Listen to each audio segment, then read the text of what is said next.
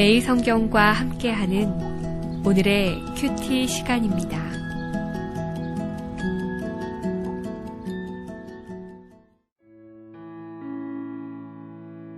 (9월 5일) 오늘의 말씀은 디모데전서 3장 1절에서 7절까지의 말씀입니다. 미쁘다 이 말이여, 곧 사람이 감독의 직분을 얻으려 함은 선한 일을 사모하는 것이라 함이로다. 그러므로 감독은 책망할 것이 없으며 한 아내의 남편이 되며 절제하며 신중하며 단정하며 나그네를 대접하며 가르치기를 잘하며 술을 즐기지 아니하며 구타하지 아니하며 오직 관용하며 다투지 아니하며 돈을 사랑하지 아니하며 자기 집을 잘 다스려 자녀들로 모든 공손함으로 복종하게 하는 자라야 할지며, 사람이 자기 집을 다스릴 줄 알지 못하면 어찌 하나님의 교회를 돌보리요. 새로 입교한 자도 말지니 교만하여져서 마귀를 정죄하는 그 정죄에 빠질까 하며, 또한 외인에게서도 선한 증거를 얻은 자라야 할지니 비방과 마귀의 올무에 빠질까 염려하라.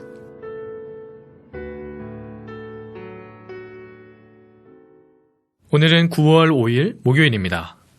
묵상을 통해 늘 하나님과 함께 하시는 귀한 성도님들, 오늘 우리에게 주시는 하나님의 말씀으로 힘을 얻는 귀한 시간이 되시길 축복합니다.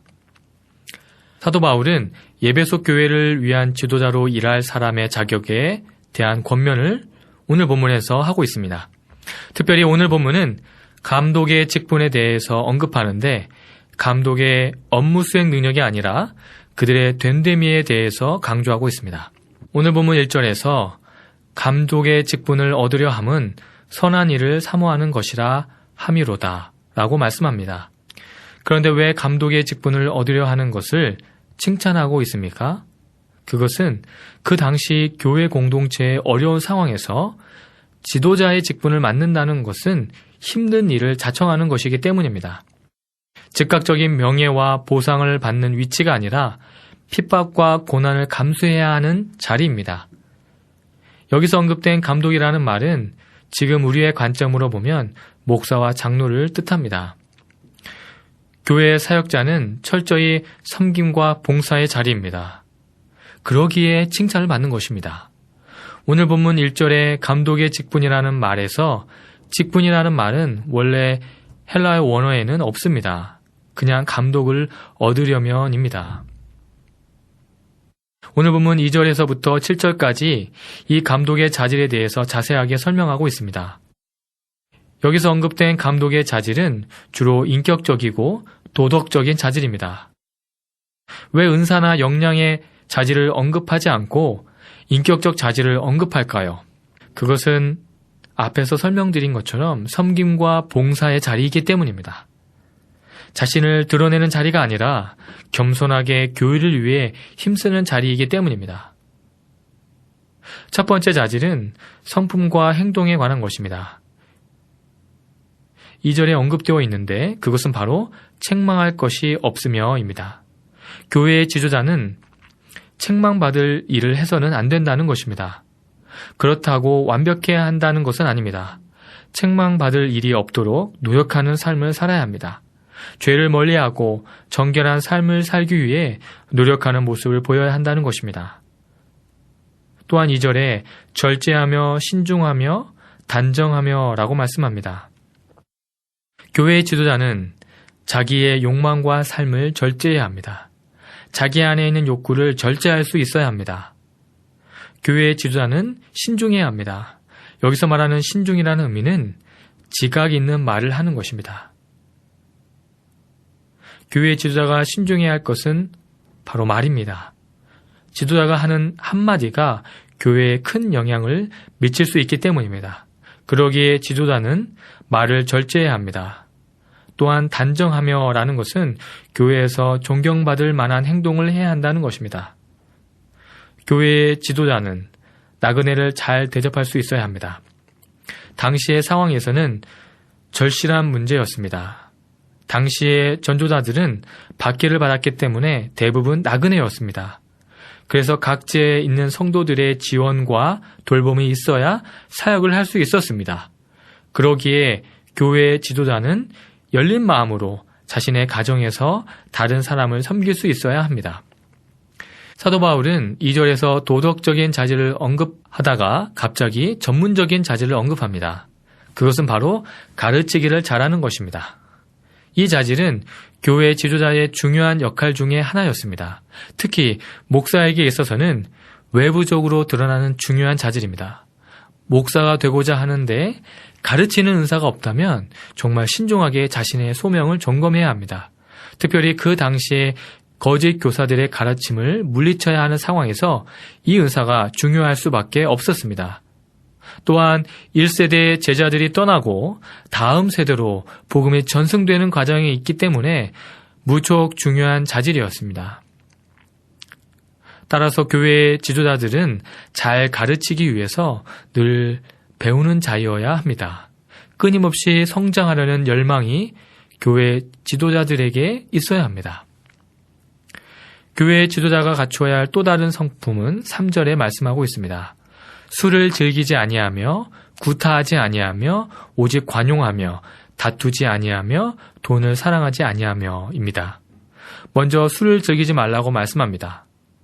왜 그럴까요? 술은 우리의 정신을 혼미하게 하기 때문에 올바른 결정을 내리지 못하게 하는 경우가 많습니다. 그렇기 때문에 교회 지도자들은 술을 즐겨서는 안 됩니다.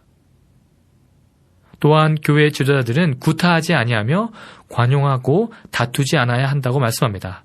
즉 난폭하지 않고 너그러워야 한다는 것입니다. 교회 지도자가 갖추어야 할 개인적인 성품 중에 돈을 사랑하지 않아야 한다는 말씀이 3절에 언급됩니다. 왜냐하면 교회의 지도자는 돈 때문에 사용하는 사람이 아니기 때문입니다. 돈을 사랑하는 사람은 교회의 지도자가 되기 어렵습니다. 왜냐하면 그의 우선순위가 하나님이 아니라 돈이 되기 때문입니다.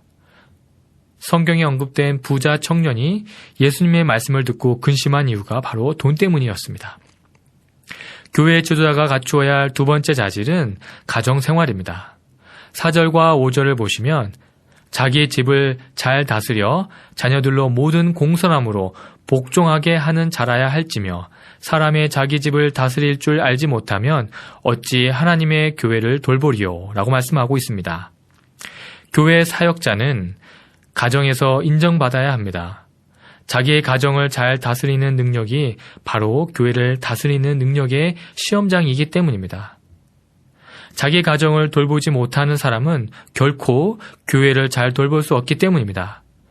교회 사역은 또 다른 가정 사역입니다. 교회 지도자가 갖추어야 할 세 번째 자질은 믿음의 성숙성입니다. 6절을 보면 새로 입교한 자도 말지니 교만하여져서 마귀를 정죄하는 그 정죄에 빠질까 하미요. 여기서 새로 입교한 자라는 것은 믿음이 성숙하지 않은 자라는 의미입니다. 믿음이 성숙하지 않은 증거가 무엇입니까? 오늘 본문에서는 그것을 교만이라고 말하고 있습니다. 그 이유는 믿음이 성숙하지 못한 사람이 교회의 지도자가 되면 쉽게 교만해질 가능성이 크기 때문입니다. 겸손은 지도자의 중요한 자질입니다. 교회 지도자가 갖추어야 할 마지막 자질은 외부 평판입니다. 7절을 보면 또 외인에게서도 선한 증거를 얻는 자라야 할지니 비방과 마귀의 올무에 빠질까 염려하라. 외부의 평판이 왜 중요할까요? 7절의 말씀처럼 교회 바깥의 사람들로부터 공격받을 만한 성품과 행동을 하는 사람은 비방을 받아 마귀의 올무에 걸릴 가능성이 크기 때문입니다. 오늘 본문에 언급된 자질을 완벽하게 갖춘다는 것은 정말 쉽지 않습니다. 하지만 오늘 본문 1절에 언급된 것처럼 교회 지도자는 무엇보다도 사모함이 있어야 합니다. 하나님의 교회를 섬기는 그 자리를 진심으로 사모한다면, 자신의 부족한 자질을 인정하고 훈련해서 다듬어 간다면 하나님이 기뻐하시는 귀한 하나님의 사역자가 될 것입니다. 기도하겠습니다. 하나님 아버지, 교회를 이끌어가는 지도자들에게 주시는 오늘 말씀을 묵상하면서 다시금 교회를 위해 헌신적으로 섬기는 자들을 붙들어 주시옵소서. 한국교회에 오늘 말씀처럼 인격적으로 성숙한 지도자를 보내주시고 세워주시옵소서. 예수님의 이름으로 기도드립니다. 아멘.